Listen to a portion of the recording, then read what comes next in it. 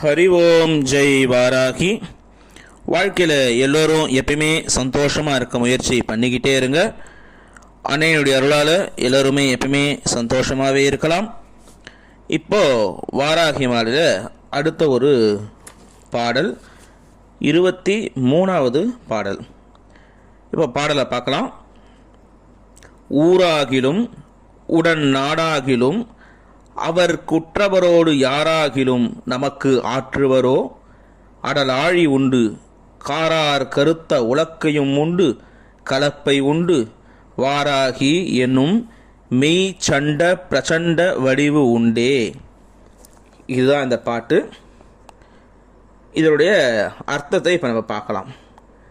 நமக்கு வாராகி அம்மையை யார் யாரெல்லாம் வழிபடுறாங்களோ அவங்க எல்லாருக்கும் ஊராகிலும் அவங்கவங்க வசிக்கிற ஊரில் இருக்கிறவங்களாகட்டும், இல்லைன்னா நாடாகிலும் அவங்க வசிக்கிற நாட்டில் இருக்கிறவங்களாகட்டும், அவருக்கு உற்றவரோடு அவரோட உறவினர்களாகட்டும், அதாவது சொந்தக்காரங்களாகட்டும், யாராகிலும் இவ்வுலகத்தில் இருக்க யாராலுமே எல்லாருமே உடன் அவருக்கு ஆற்றுவரோ, அவங்களுக்கு துன்பம் வந்த உடனே ஓடி வருவாங்களா குறைக்கிறதுக்கு? வாராகி அம்மையை வழிபடுறாங்க இல்லைங்களா, அவங்களுக்கு இவெல்லாம் ஓடி வருவாங்களா உடனே? இல்லையே. அடலாழி உண்டு, அலைகள் அதிகமாக இருக்க கடல்ல இருந்து தண்ணியை உறிஞ்சிய காரார் கருத்த மேகம் போல நிறமுடைய உலக்கை உண்டு கலப்பை உண்டு. உலக்கு இருக்குது, கலப்பை கையில் வச்சுட்டுருக்கா, உலக்கையும் கலப்பையும் வச்சுட்டுருக்கிற வாராகி என்னும் மெய்ச்சண்ட பிரச்சண்ட வடிவு உண்டே. உண்மையான பயங்கரமான பிரச்சண்ட ரொம்ப அற்புதமான வடிவுடைய அதிவேகமாக வரக்கூடிய வடிவம் உள்ளதே அப்படின்றார். என்ன அர்த்தம்னா, நம்மளுக்கெல்லாம் கஷ்டம் வரும்போது இந்த சொந்தக்காரங்களாகட்டும், கூட இருக்கிறவங்களாகட்டும், நண்பர்களாகட்டும், இல்லைன்னா நம்ம ஊர்லேயே இருக்கிறவங்க, இதை நம்ம நாட்டில் இருப்ப ஒரு ஊரில் இருக்கிற நாட்டில் இருக்கிற பிரச்சனையாக இருந்தாலும் அவங்களாம் உடனே நம்மளுக்கு உதவி பண்ண மாட்டாங்க. உடனே அனுகிரகம் பண்ணக்கூடிய யார்? அந்த கடலில் இருக்க தண்ணியை உறிஞ்சி மேகம் எப்படி கருகருன்னு அந்த மேகம் இருக்கு இல்லையா, அதே போல் கருப்பாக இருக்கிற அந்த உலக்கையும் கலப்பையும் கையில் வச்சுட்டு இருக்க வாராகி அதி வேகமாக நம்மளுக்கு உதவி பண்ணுவாளாம். அப்படி நம்ம எடுத்துக்கணும். உதவி வடிவு உண்டே அப்படின்றார். அந்த மாதிரியான வடிவு இருக்கும்போது நீ எதுக்கு கவலைப்படுற அப்படிங்கிற அர்த்தம் இது. நீ கவலைப்படாத, சொந்தக்காரங்க யாரும் வரமாட்டாங்க, அதனால ஒன்றும் கவலை இல்லை. யாருமே வரல, ஊரில் இருக்கவங்களாகட்டும் நண்பர்களாகட்டும் யாருமே வரலைனாலும் கவலை இல்லை. அற்புதமான இந்த உலக்கையும் கலப்பையும் வச்சுருக்க அன்னை வாராகி இருக்கா, அவள் அதிவேகமாக நம்மளுக்கு அனுகிரகம் பண்ணுவா அப்படின்றார். இதே தான் நடுவில் ஒரு பாட்டில் நான் சொல்லியிருப்பேன், கஜேந்திர மோட்சத்தை பற்றி சொல்லியிருப்பேன். அதாவது பகவானுக்கு அவர் வரத்துக்கு முன்னால் அவருடைய அந்த சுதர்சன சக்கரம் அந்த முதலைய சம்ஹாரம் பண்ணி கஜேந்திரனை காப்பாற்றுன்னு சொல்லுவேன். அதே போல் குயிக்காக அனுகிரகம் பண்ணக்கூடிய ஒரு தெய்வம் அன்னை வாராகி இருக்கிறா. அதனால் நீங்கள் யாரும் கவலைப்பட வேண்டாம் அப்படின்னு அவர் சொல்கிறார்.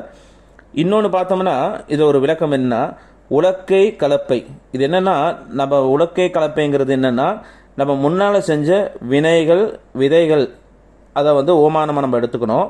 இந்த தேகம், இந்த உடம்பு இருக்கு இல்லையா, இந்த உடம்பு விளை நிலத்துக்கு சமமானது, அதாவது இந்த விவசாயம் பண்ணுற பூமிக்கு சமமானது. ஏன்னா அம்பாள் விவசாய தேவதை இல்லையா, அதனால் விவசாயம் பண்ணுற பூமிக்கு இந்த உடம்பை நம்ம சமமாக எடுத்துட்டோம்னா, அம்பாள் தன்னுடைய கலப்பையால் இந்த உடம்பு என்ற நிலத்தை என்ன பண்ணுறா, சீர் செய்கிறாளாம். கலப்பையை வச்சு அப்போ அது உள்ளே இருக்க அந்த களை அதெல்லாம் பிடுங்குறாங்க, இது க்ளீன் பண்ணுறாங்க இல்லைங்களா, கலப்பையை வச்சு அந்த பூமியை பதப்படுத்துறது. அதே போல் தான் இந்த சரீரத்தை அம்பாள் பதப்படுத்துகிறாளாம்.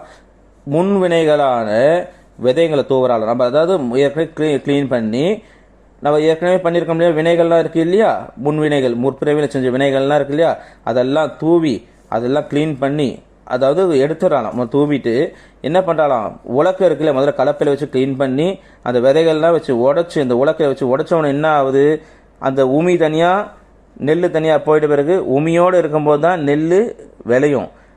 வினைகளை உடச்சி உமியை பிரித்து ஊதி விட்டுறாலாம். ஊதி விட்டோம்னா அப்போ என்ன ஆகும், அந்த விதைகள் முளைக்காது, நம்ம வினைகள் அழிஞ்சு போயிடும். இது கொஞ்சம் புரிஞ்சுக்கணும்.